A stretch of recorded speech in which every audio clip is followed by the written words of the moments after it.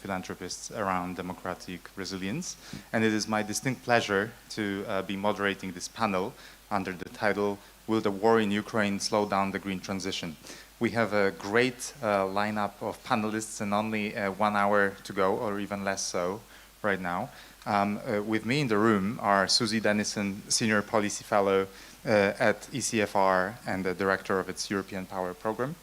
Edwin Bendyk, who is a journalist at Politica and a chairman of the board of Stefan Batory Foundation. And joining us remotely is Heather Grabbe, Senior Advisor at OSF, and until recently a Director of Open Society European Policy Institute. Thank you so much, Heather, for joining us remotely, and sorry for not having you here in the room with us. Let me start with the following. I think it's a trick question that organizers posed this panel with. So let me start with the following. There's this saying to never let a good crisis go to waste. And it seems to me that COVID-19, a pandemic crisis, was a missed opportunity for the green transition. And there's good data to prove that. A recent paper published by Nature claims that G20 countries spent around 14 trillion US dollars on economic stimulus in 2020 and 2021 alone, and only 6% of that sum went towards cutting the emissions. Now, with the war in Ukraine, well, a number of challenges, but some quite obvious, some less so. There is a surge in electricity needs after the pandemic. It kind of coincided as the world rebounces. Again, there is an urgency to move away from fossil fuels, goes without saying. And but on the other hand, coal production is restarting to cover the demand. Now, I would like to think that green transition is a political topic as much as it is an economic one. And one could say that renewables could be considered a freedom energy, as someone put it recently. It goes without saying that these new division lines that are now shaping our geopolitics and this new geopolitical competition could be seen also as the opportunity to push climate agenda. And with COP27 in Egypt, I'd also like to ask the panel on what to expect. But first, let me start with a question to Heather, who is joining us from Brussels. Is that correct? No. Okay. Shame. I'm joining you from Reykjavik. From London. All right. Well, I wanted to say Iceland. Well, that's a great place to be. But I wanted to ask you for a view from Brussels, and I wanted to ask you how such a dominant topic as the war is shifting the perspective towards discussions on sustainability, right? You spoke a lot and you wrote a lot about the need of engaging the public or the publics in the process of green transition. But then on the other hand, one could say that desperate times call for desperate measures, and in the times like this, deliberation comes second, and it's there's not always as much commitment to the process as it is to the outcomes. So a question to you: how the war is shifting those conversations, those hard conversations around green transition? Thanks very much. I'm really glad to join you. Sorry not to be in Wood. It's a great place, and I very much want to discussion. I had to come to talk about the Arctic, partly because of the renewed interest and concern about what's happening in the region to our north, which we tend to ignore, but really important. So I just want to three different aspects of what's happening now to green transition. I'm getting an echo. Are you hearing an echo too, or is the sound okay where you are? There is a bit of an echo. I don't know if you can hear will see me, Heather. Yes, I can hear you, Susi. Heather, it's a little bit choppy. Stop. Sorry, is there czy ktoś z obsługi Do we have any technicians who would be able to help us with this connection? Yeah. I can manage if. Okay, now I can't hear anything from the room, which is fine, but I don't know if you can hear me. This is okay? All right, fine. I will carry on. Thanks so much. So I want to talk about three aspects, three dimensions of the relationship between the war and the crisis in various fields that it has unleashed, notably in energy. First is urgent, the second is perspective, and the third is information. In terms of urgency, you mentioned at the beginning of the session the question of desperate measures times. And definitely the energy transition here means that we have moved decisively out of quite toxic relationships, politically toxic with but also economically and environmentally toxic dependence on fossil fuels. So it's clear now there will be no to Russian gas. In a way, Putin put into the debate about that by himself. We've lost you again. I'm sorry. It's a little bit choppy. I don't know if it's on our side or yours, but I hear.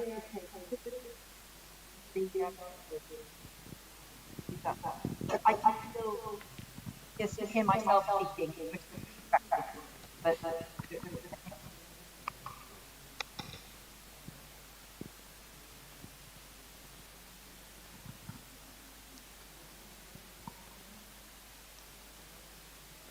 do you hear me better now?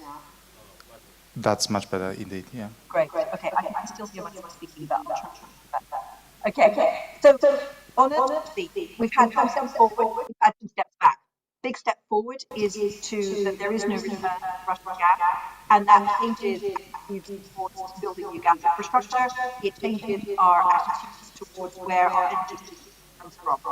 And there has been a turbocharging of the energy transition. But there's still a lack of investment in the sustainable, renewable sources of energy that will go into the future winters.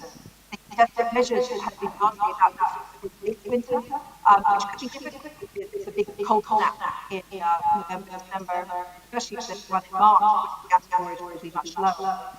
But we need to be thinking about what happens in the next 2, 3, 4 winters when it's going to be harder. Can't rely on the gas now. And we're still not, as Europe as a whole, investing in what are ultimately the most secure sources of energy, which is the one closest to home. That's renewables, going on solar in the summer and in the winter, and so the urgent back. It's also changed perspective because it's not just experts who are aware of the hazards of energy dependence on a few monopolistic, more or less monopolistic providers of energy. The whole of society is aware of it now, and the whole of society is getting a price signal, which show again the benefit of going into renewables as a longer term source of energy. So there's more demand, and there's also a shift in perspective from efficiency as the primary goal of many countries, efficiency of providing energy, for example, to resilience. And we see this across foreign policy, not only energy, but also a lot of other economic policies, thinking about trade, for example, supply chains, localized, supposed to maximum efficiency, so delivering goods at the lowest price. But now there's a lot more focus on resilience, and this also is, of course, the result of which reveals to the public just how much we are dependent on very long supply chains extending right across the world. But that didn't actually really change. As soon as we went back to business as usual after COVID, we had a few things like the CHIPS Act and the focus on new sectors where somewhere in the world is leading to a dangerous dependency. But we still don't have an overall approach to supply chains and to economic resilience. But we are moving in that direction. And then the third aspect is transformation of mindset around security. And I think this is the transformation that is still far from complete. It started on the 24th of February this year, but it's still got a long way to run. And that's about what is security in the mind of the European public. What brings us future security? We see the downsides of interdependence in terms of security supply, in terms of energy, in terms of consumer goods and commodities and other things that we want. But there's also security in the military sense. And there is a big change between Sweden and Finland joining NATO, for example, big interest in investing in defence, with a huge amount of money now going in Germany. But what ultimately is that going to buy us? And we've also had an extremely hot summer this year and flooding in Europe. So we've had both droughts, flooding, and extreme temperatures, which has brought the physical changes that climate degradation is causing much more to the attention of the public, much more into the awareness of the whole society.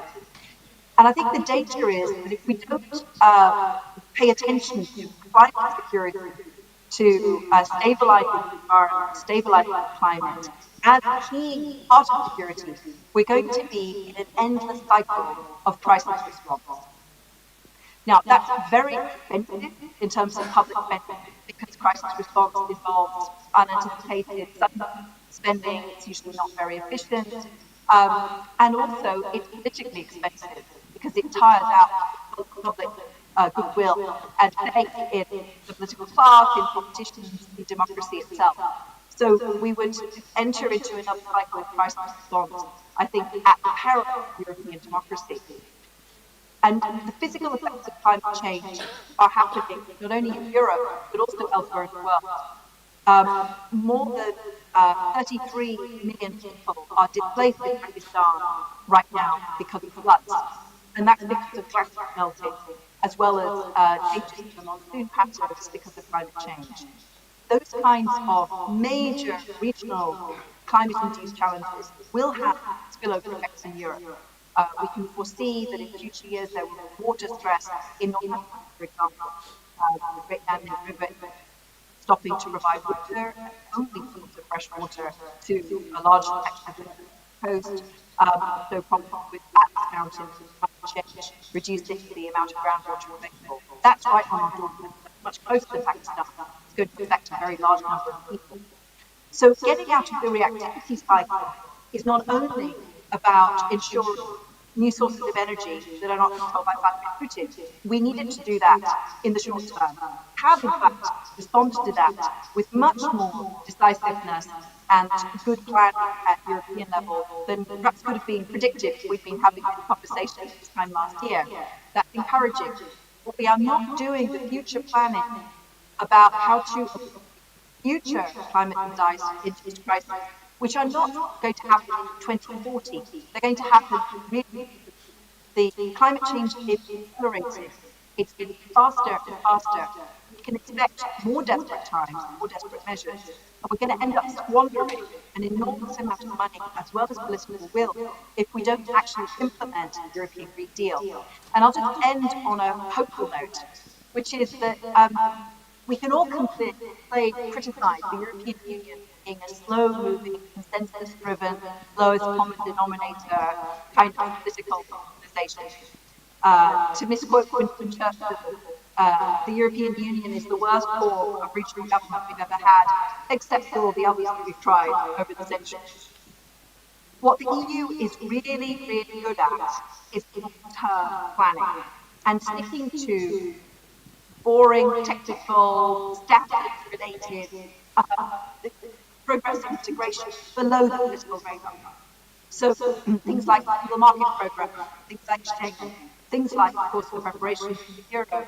These are things which can survive changes of government and to set the standards for now the Commission can really work on setting standards for a new green economy which prevent greenwashing, which actually cause a real move towards the things we need for our economic and political security in the future, such as a circular economy, which is much less dependent on these long supply chains and on relationships with other parts of the world, which may go wrong, which may deny us things that we need, like, for example, Chinese-made solar panels.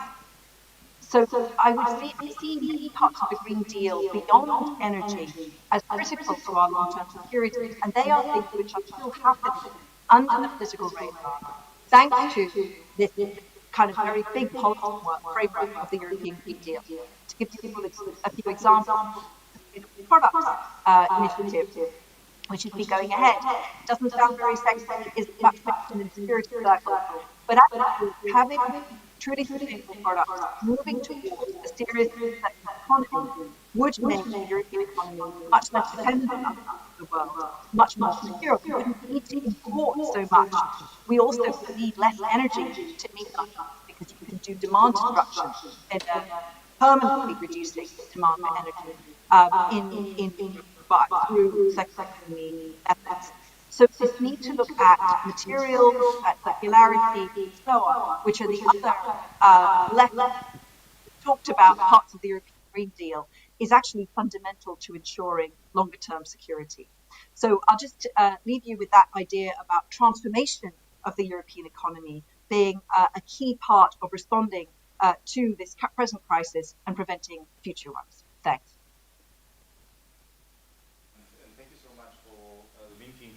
Security. These are the topics that are, I think, especially important to be discussed not only at security conference and closed door fora, but also at festivals of ideas like this one, where there's a lot of citizens who are interested in those topics. But I want to turn to Susi with a question that actually nicely follows from Heather's intervention, right? So there is a lot of talk about geopolitical Europe. And I'm wondering whether geopolitical Europe is even possible without Europe becoming energy independent and transitioning away from fossil fuels. That's one part of the question. But a second part is also about the division lines that are, I think, quite visible from the outside, division lines in the EU. And I'm wondering how those new division lines that are shaping up in the wake of the war in Ukraine are affecting EU's ability to shape international rule-based order, and how does it affect EU's soft power globally? Thank you very much for those questions. I'll try and address them all together, because I think that indeed the internal discussions within the EU are very much part of our ability to act, to be geopolitically capable or not. So, I mean, maybe a good place to start on this question of whether or not the next phase of Europe can exist if we don't move away from fossil fuels at speed and scale.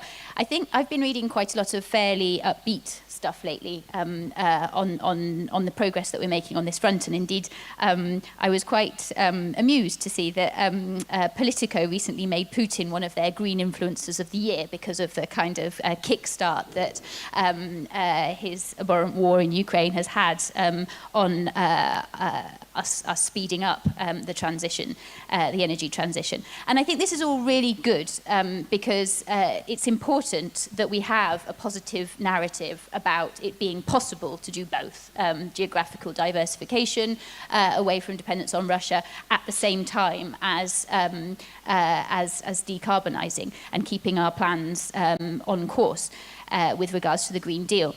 And I think that that positive narrative is extremely necessary for a European population which is very fearful at the moment about hard security concerns, about the socio-economic situation, and indeed still, as we see in recent polls, including one which OSF commissioned ahead of UNGA, still very much concerned about climate change itself and wanting to see action on this front. But I think we also have to be clear under that narrative about this being possible that we're not yet there, that we're not necessarily in the place that we need to be on balancing the short-term needs with the long-term imperative to keep decarbonising. And a lot of the risks and the reasons that we're not arriving there are to do with us not yet being geopolitically capable. We haven't built up what a lot of the stuff that we write at TCFR about this we refer to as being our energy sovereignty. So our ability to work collectively together at European level on ensuring that we can manage the interconnections around energy that are necessary to us. So, some of the examples over recent months, the fact that we had to push Canada to circumvent its own sanctions, to send kit to repair Nord Stream 1, sort of indicates the extent to which we're not there yet. Now we have Putin telling us that Nord Stream 2 is the only way that he can supply gas to Europe, so we'll finally have to open it. And I think we are all aware that this bullying is only going to continue, and it's likely to get more and more difficult for us as Europeans to respond to as he becomes more and more desperate in an even more cruel phase of his war on Ukraine. And we cannot allow ourselves as Europeans to be in a position where we have to accept in return for our energy needs his actions which undermine the very principles which the European Union is based on, including the rule of law. So yes, we absolutely have to become more geopolitical, but we also need to be clear-eyed about the fact that moving away from dependence on Russia doesn't give us a sort of a clear path into resolving all of the problems around dependence that will still exist in the post-fossil fuel era. As Europe, we're never going to get to a place where we can be entirely self-sufficient for our energy needs. Heather's already highlighted some of the ways in which that is true around the green tech that we will need for this next phase, and the raw materials that will be needed to feed in that. We will be dependent on a strong set of relationships in the next era, in the same way as we will as we have been up to now. But that will also be true, actually, of our need to import energy from renewable sources, that we don't have sufficient sunlight hours and facilities within Europe for solar to be a sort of a total solution. We don't yet have the storage technology around that, so we need to work on with other partners on building that up. Within Europe, we don't yet have in place the infrastructure that we need to build up the hydrogen sector. So all of this needs to stay on course. And this will take a lot of political courage to keep this investment going in a time when we're heading, again, as Heather's alluded to, into a set of very difficult years, economically speaking. And so this is why I think it's important that we come back to this question about the narrative on this process, in order to build a European consensus around the need for what we could call sustainable energy security.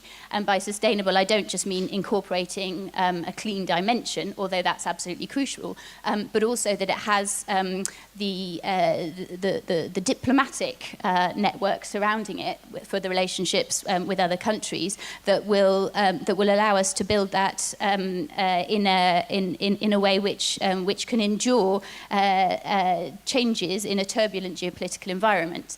I think this probably does mean thinking about relationships closer to home. in terms of securing these needs. I think it does mean that we will that has to be sort of set in a broader framework with the partners who are crucial to us on energy. And I think it does mean as well that we need to be thinking about what's the mutual benefit in these relationships that we're constructing around our energy needs. What is the component of them which is about building up the renewable sector in third countries? What is the component which is about developing together the tech partnerships that help us fill the gaps that we currently have in terms of building up Europeans' sustainable energy security as well. And maybe just to finish on a point about the divisions within Europe, I think it's very clear that one of the things that is going quite well in the European conversation at the moment is the willingness to cooperate on the demand side on the energy front and agreeing common targets to conserve energy as far as possible. But my feeling is that we haven't fully yet digested the fact that this is a Europe-sized problem that needs to be responded to on the supply side as well with a common solution. And it feels increasingly urgent that we plan jointly for this and coming winters about how we will deal with supply shocks when they come, and I think we can assume they will come, and doing so ahead of time will help depoliticize that conversation, that it doesn't become about taking heating away from French grannies in order to subsidize German industry, but rather it is a system which has been agreed ahead of time and that we've got the infrastructure within Europe to facilitate. And that seems to be something which is lacking at the moment. Just a final point on this, on overcoming the divisions within Europe. I think there is a big responsibility at the level of political leadership too, to tell the same story to European citizens, that at the moment we've had very divergent views in different member states on the extent to which responsibility lies with consumers or with industry or with governments for tackling the energy crisis. And that just doesn't work if what we're asking of European citizens is does involve some sacrifices and does involve some changes in the ways that they might have been planning to heat their homes this winter and so on and so forth. So that collective story about this energy crisis, I think, is also really important to create a Europe which can act cohesively and geopolitically. Right, thank you, Susi. I now want to turn to Edwin. And great that you finished on stories, because I actually want to ask about stories. Edwin, I think of you as a person who lives in a frontline country and Poland, but also a person who understands Poland quite well, because you spend a disproportionate amount of time around Poland and outside of Warsaw, which I think is quite important.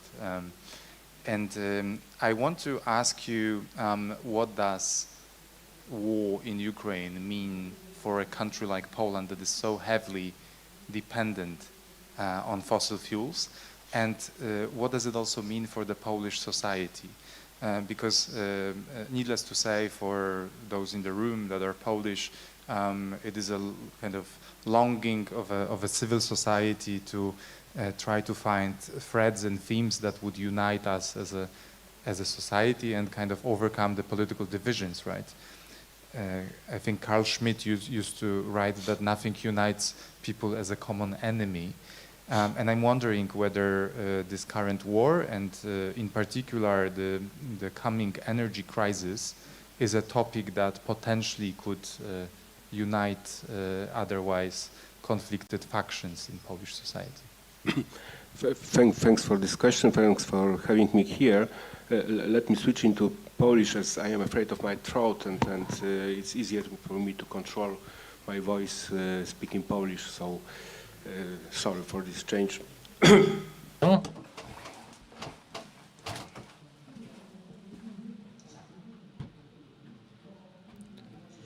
Indeed, the question is of extreme importance and difficulty to answer, because the war factor, the essential factor to which we know no answer, how the war is going to progress, and the forthcoming winter in Ukraine will not result in another wave of refugees who will first come to Poland.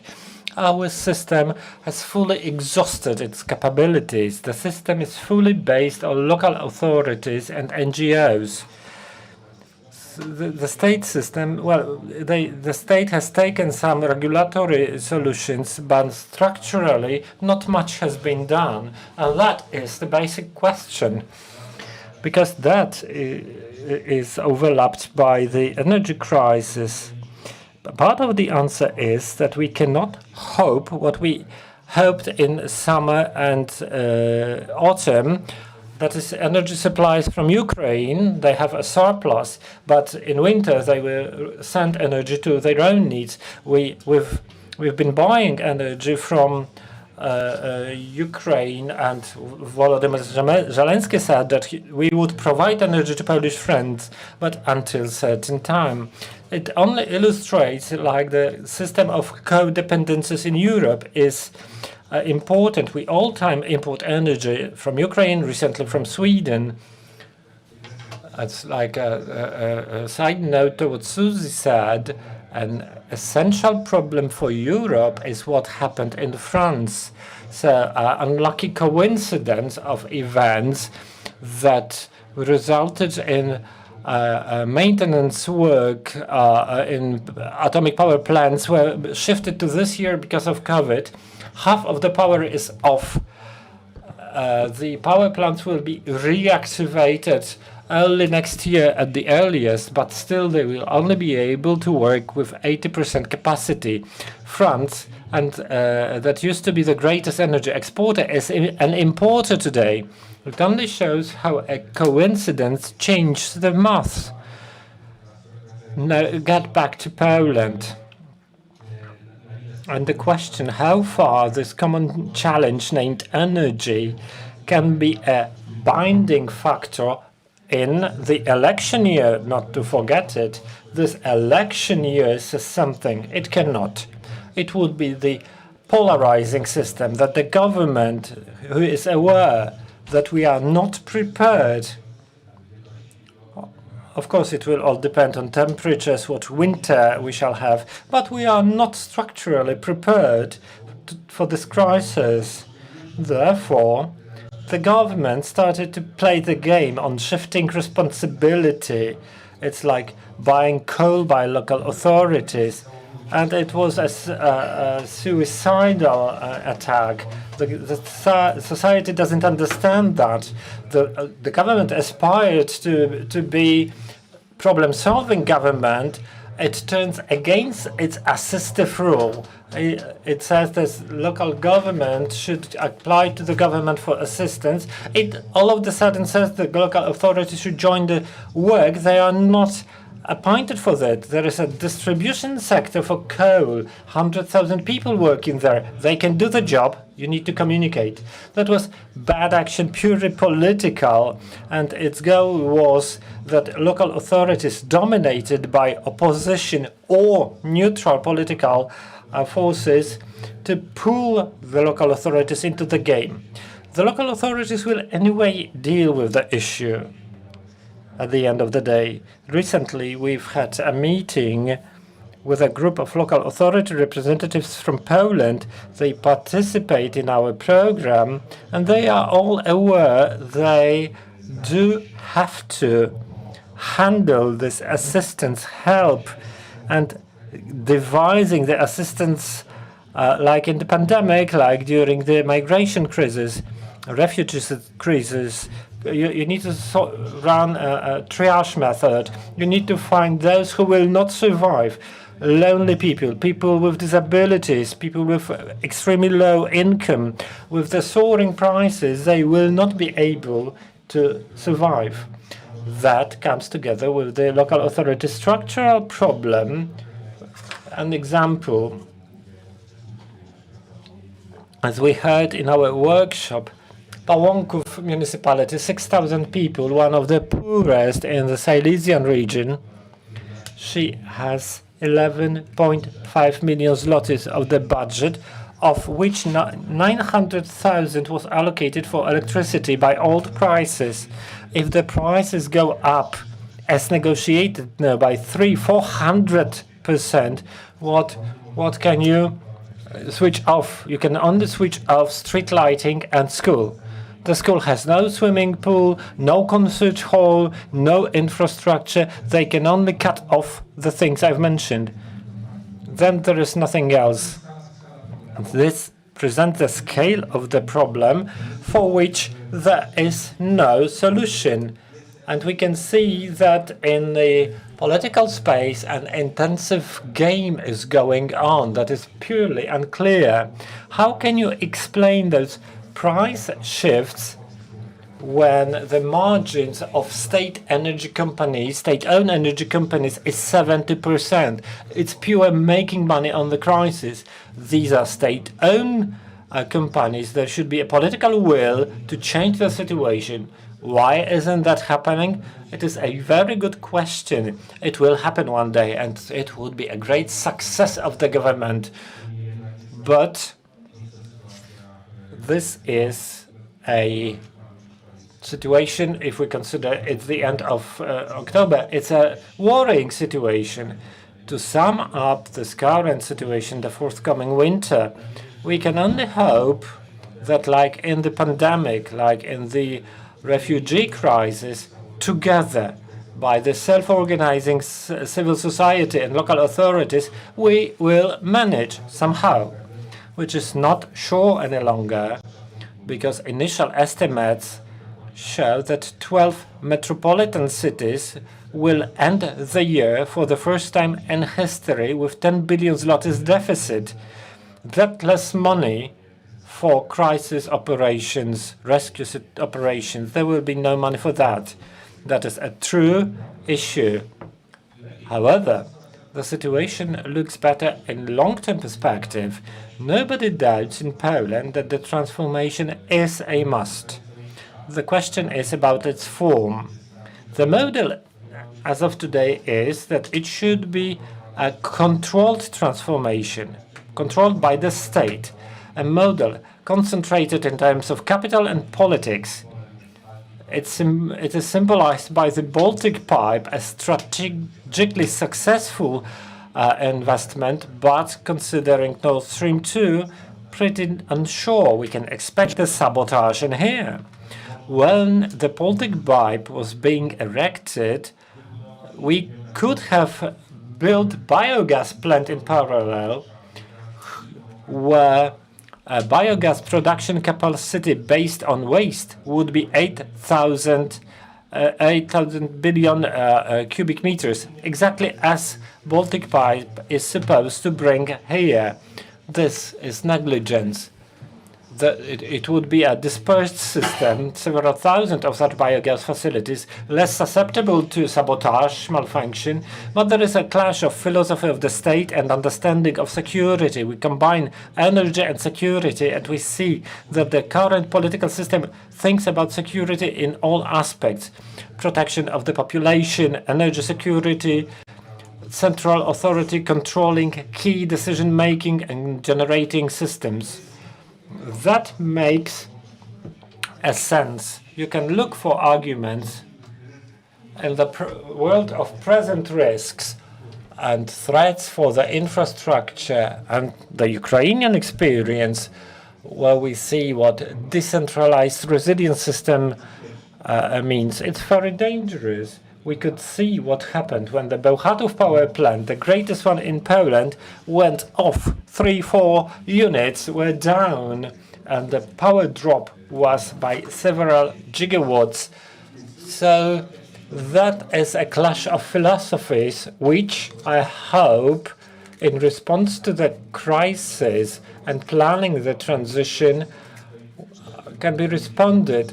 Before this panel, we had round tables with idea-generating milieus.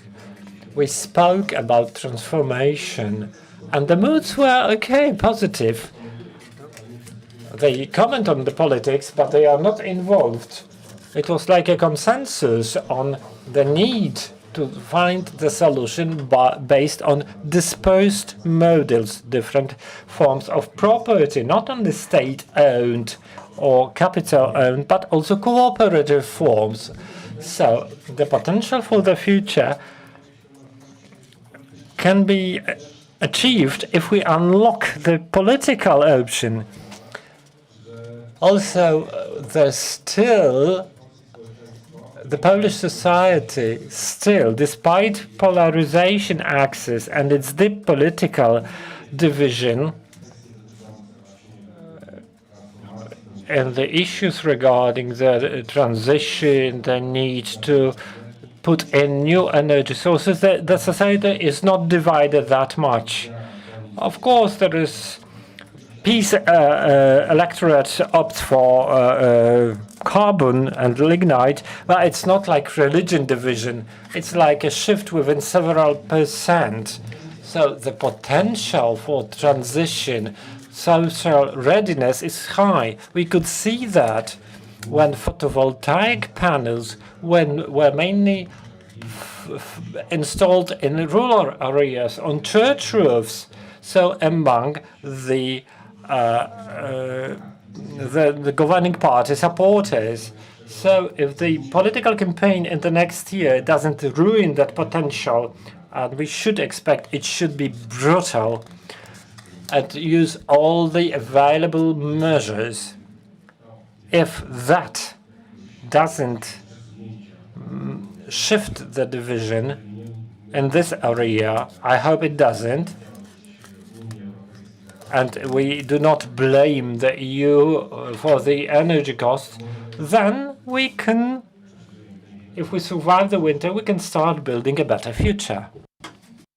Vin, also for finishing on a hopeful note, because before I open the discussion to the audience, I wanted to run a final question to both Heather and Susi, actually about what brings you hope. What are you hopeful about when it comes to green transition vis-a-vis the war in Ukraine? Heather, do you want to start? Sure. Well, the hopeful thing is that people have been shaken out of their complacency by this war. It's really remarkable that the President of the European Commission, Ursula von der Leyen, said in her State of the Union speech that Poland was right, that Poland and the Baltic states, by being hawkish about Russia, being worried about Russian ambitions and the autocratic turn, it meant that Russia was not actually a reliable partner, also economically, also in terms of energy security. That was quite something for a German Christian Democrat who served for, 14 years in Merkel's government to say. Quite something. And she's right that there was a huge amount of complacency about Vladimir Putin and his rule in Russia and the intentions of his regime for far too long. So we've been woken out of that complacency as regards the economic energy relationship with Russia. But the problem is we don't yet have anything to replace it with. And that's where we need to move into more sustainable thinking on our long-term security, as well as more sustainable thinking about our economy, how it works. We've also been shaken out of our complacency about energy and the amount of energy that we consume and the amount of materials we consume. We have enormously inefficient economies. They're efficient in terms of delivering more and more goods and services to us, but they're not efficient in terms of the toll that they take on nature and the capacity of the planet to continue providing these things that we think we need, capacity of the planet to continue providing human needs, and the enormous cost of our current model, our current economic model, in terms of the cost for future generations, for our children and grandchildren, is becoming clearer. And the enormous cost that it's going to have in terms of the cleanup we will have to do from future droughts and extreme weather and floods and so on is also becoming more evident. And that was the case in Europe this year, but it was also the case in the United States, really for the first time, which is something quite remarkable. How the environmental lobby in the US is now no longer just democratic; it's bipartisan.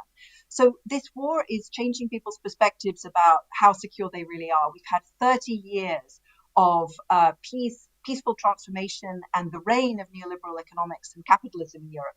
Both of the premises underlying both our security order and our economic thinking have fundamentally changed this year. Some of them because of longer term trends. It's not just because of that.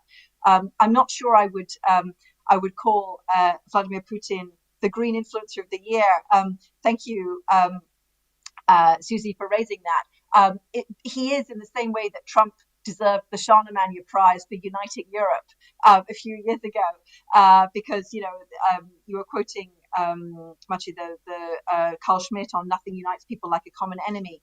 It would be dangerous if we thought that our only enemy was Vladimir Putin. He undoubtedly has put himself in that role, but the other enemy is kidding ourselves that we can continue just the way we have in economics and assume we will have both economic and physical security. We need to make these fundamental changes now. And this is tough. It's really difficult because our systems, as Edwin was pointing out, our systems are based on a lot of assumptions which are now being tested. And we can expect future power outages and problems. But that's not only because of Putin. It's also because, for example, the nuclear technology in Europe that many people now say is the answer. Actually, that stopped working this summer because the water levels were too low and because the water was too warm in the rivers for example, a lot of France's nuclear capacity to operate. So those kinds of challenges that we had never thought of as being a threat to our lifestyles, it's there now, and we need to be looking at it much more holistically and not just separating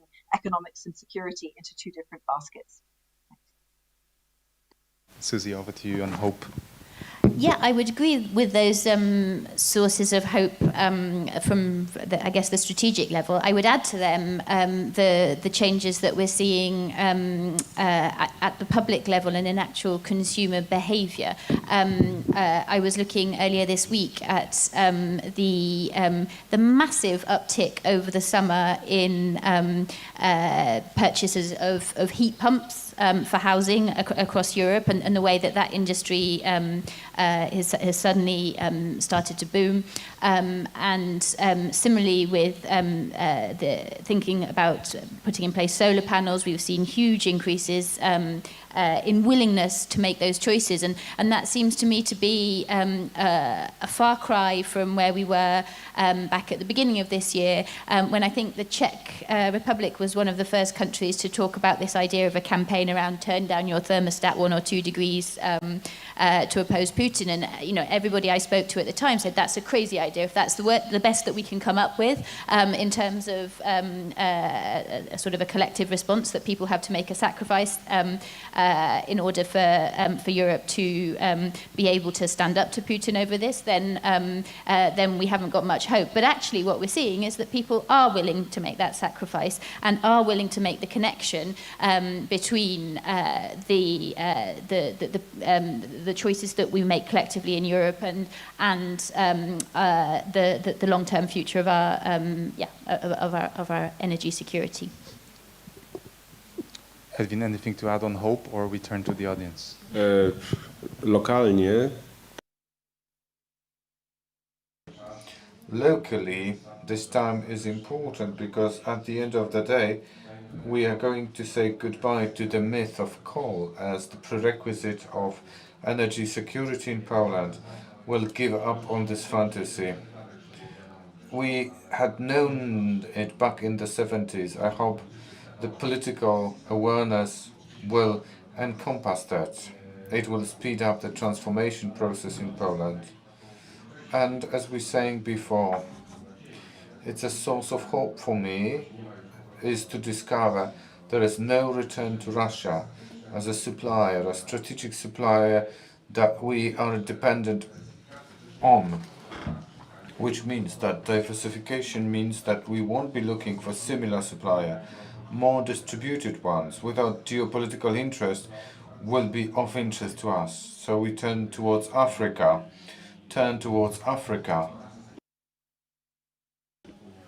It happened before war because there was European Union and African Union summit 2 weeks before the war, and many important questions with regards future of transformation were discussed. Africa has got everything we need. We can utilize it. It all depends on political imagination. Africa has got what Europe needs. Europe has everything that Africa needs: technologies, capitals, and so on. So there is a huge chance, and Ukraine, as such, integrated in Europe in the domain of economy and policy and politics. It is not only geography, but also the resources that we have that need to be integrated. Knowledge, technologies, utilization of these in the chains connecting European systems. So there are many prerequisites, but we shouldn't be returning by inertia to the old methods of solving problems. And there is a risk that I'm going to indicate. Contracts signed at the moment by German utility companies on green hydrogen are input materials, exploitation type of model. Ukraine is treated as a prospective producer of raw material that German economy needs. It is coercion rather than win-win situation. We need to look at these. We need to criticize. Not only do we speak about Ukraine, similar solutions are proposed to African countries. This would be a cul-de-sac. We have a few minutes left for questions from the audience. Are there any questions? Is there someone with the mic? Okay, we have questions. Thank you. My name is Maria Zolkina. I'm Ukrainian political analyst working in regional security and conflict studies. I have a question regarding the influence which is being gained by right now by Rosatom, the main Russian energy company, because what we are observing is that while Gazprom and generally, let's say, fossil fuels capacities of Russia to influence European market and European countries are decreasing, Rosatom started just in July and in August started the new reactors construction in Hungary, which is EU and NATO member state. They have started construction in Turkey this year already, also at the end of the summer. They are studying the project in Egypt, which is less of, let's say, European Union interest, but nevertheless. So what to do, how to reach the balance, not to make specific NATO and EU countries fall in another type of energy dependence on Russia. Okay, great. There was one more question, I think, so we can take it too. Can we get the mic there?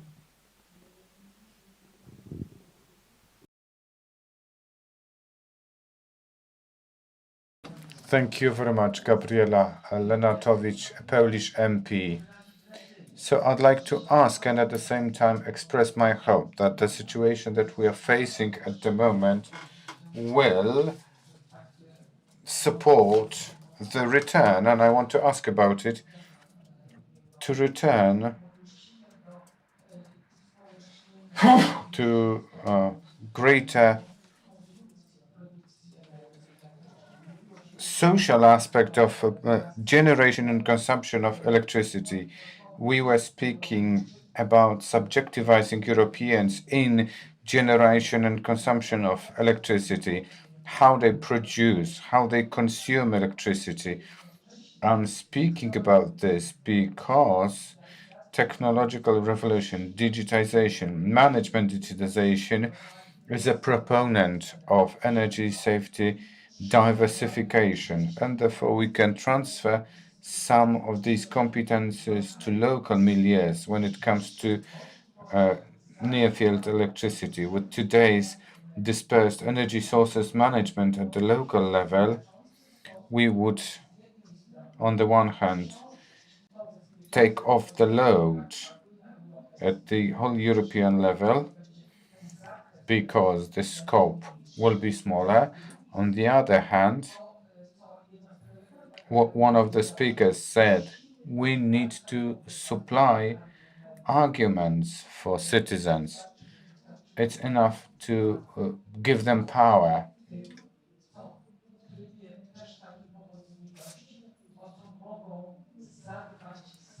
Something that they can take care of themselves. This self-assistance, it is possible, and regulations should be also in place. What Edwin Bendyk was speaking about in Poland, in this geopolitical situation, it is impossible to introduce these kind of legal regulations. My bills are staying in the parliament freezer, and I cannot do anything about it. If we introduce these solutions, we would diminish energy poverty, and we wouldn't have the danger related to heat supply and smog before this winter. We would also protect ourselves against I have two any questions other. and less I than need to 4 stop minutes there. to answer them. 3 They're not minutes. easy questions. First, how to reach the balance so we don't fall into new dependencies, and second, how to democratize consumption and production of energy and raise the agency of consumers. Are there any talks about that on the EU level? Any takers? I don't mind. Yeah. Okay, Susi, go, and then Heather. Yeah, I mean, I would very much agree with the risk that you're highlighting around the risk of new of not a new dependency, but sort of hidden aspects of our continuing dependency on Russia, and I think this is absolutely part of what I was referring to when I said that we're not there yet in terms of having thought this all through, and the fact that we are still in a position where these kinds of projects can be set up within EU states underlines the extent to which we don't yet have full cohesion across the EU about what it means to transition to a situation which is long term, which is a long term new geopolitical reality in terms of the way we need to work without Russia. I think that the huge steps forwards that we saw in the first half of this year were very much in a crisis scenario, and an expectation that this could be something which could be resolved within a matter of years. I think we're now going into the harder long-term picture, and as part of that process, we need to be absolutely mapping where all of our ongoing dependencies are. Working our way out of them, and then thinking about in the next era how we avoid making those same mistakes in new relationships, because risks will always be there, and partnerships are never completely unchanging through the long term. So we need to future-proof our energy security by building up a range of relationships and by being sort of clear-eyed about what is in them. I think I'll leave maybe the other two questions for the other speakers because I've gone on too long. Sure. Heather, 40 seconds. Yeah, two quick. One is there's no point exchanging our dependence on one autocrat for our energy to a new set of autocrats. How great, it's not great that we're now doing new contracts with the Saudis and the Venezuelans. These are not regimes that we should be dependent on. Much better to do, in fact, what the second question was about, which is move to locally produced energy. The best and most secure energy is the one you produce nearest to you from your rooftop, through solar, from your local wind turbine, because that kind of decentralized local energy production is much more resilient. You don't have power outages because of a strike, for example, or a sabotage of a large energy system, as well as you're not dependent on foreign suppliers. So this gives much more power to citizens, because it lifts them out of energy poverty once that initial investment has been made.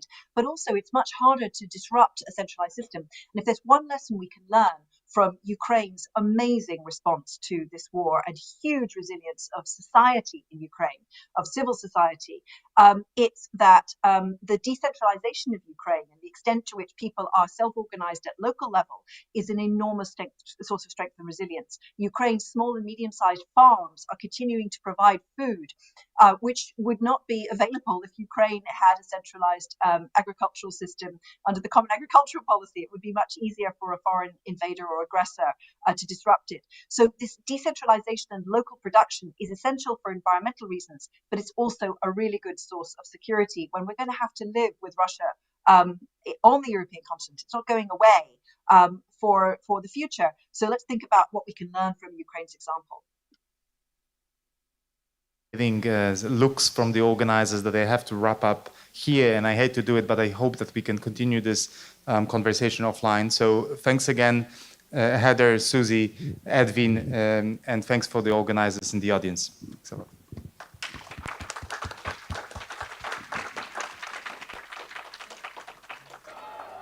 It's not always easy to recognize. It may look like this, or like this. It may be a burden, but it is a responsibility that we embrace nonetheless. But if it means this for one person and this for someone else, maybe it ultimately means being there for one another. It isn't handed to us, but we know where to find it and how it feels, how it tastes, and what it sounds like when we finally have it. It means different things to different people, but for many, it means everything. And if we all fight for it, it will eventually bring us together. Ihre Ausreise